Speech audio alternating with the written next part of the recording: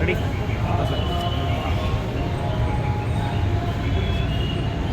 Ready అందరికీ జై భీమ్.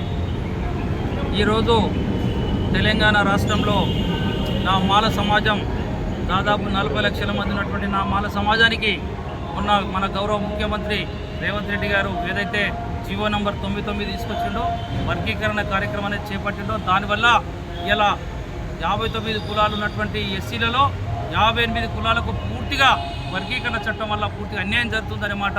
ఇలా తెలంగాణ ప్రజలందరికీ కూడా ఈ గాంధీ భవన్ సాక్షిగా మేము విజ్ఞప్తి చేస్తూ ఉన్నాం. ఇప్పుడే పిసిసి అధ్యక్షులు పెద్దలు మహేష్ కుమార్ గౌడ్ గారికి స్వయంగా కలిసి మా తెలంగాణ రాష్ట్ర మాల సంఘాల జేఏసీ చైర్మన్ భాస్కర్ గారు, అదేవిధంగా మా విద్యార్థి నాయకులు అందరం కూడా కలిసి అయ్యా మహేష్ కుమార్ గౌడ్ గారు, మొదటి నుంచి మా మాల సమాజం అంతా మీకు కాంగ్రెస్ పార్టీకి మద్దతుగా ఉన్నది.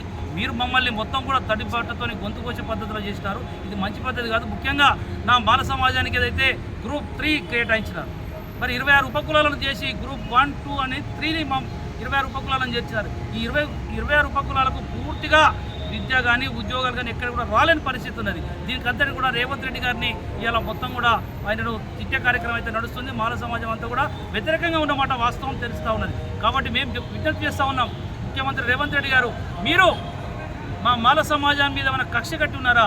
మా మాలల మీద మీకేమైనా వ్యతిరేకత ఉన్నదా? మీరు తండ్రి లాంటి పదవి మీద ఉండి మా అందరికీ కూడా అన్యాయం చేస్తే తెలంగాణ రాష్ట్రంలో మరి మీకు పూర్తిగా ఎదురుగాలు వీస్తాయన్నమాట గాంధీ భవన్ సాక్షిగా తెలియజేస్తా ఉన్నాం. అట్లనే మాల ఎమ్మెల్యేలారా, మాల మంత్రులారా, మీరందరూ కూడా ముఖ్యమంత్రి గారి మీద ఒత్తిడి తీసుకురావాలి. మన మాల సమాజం అంతా ఇబ్బందులో ఉన్నది. మన విద్యార్థులందరూ కూడా సీట్లు రాకుండా ఇబ్బందులు ఉన్నారు.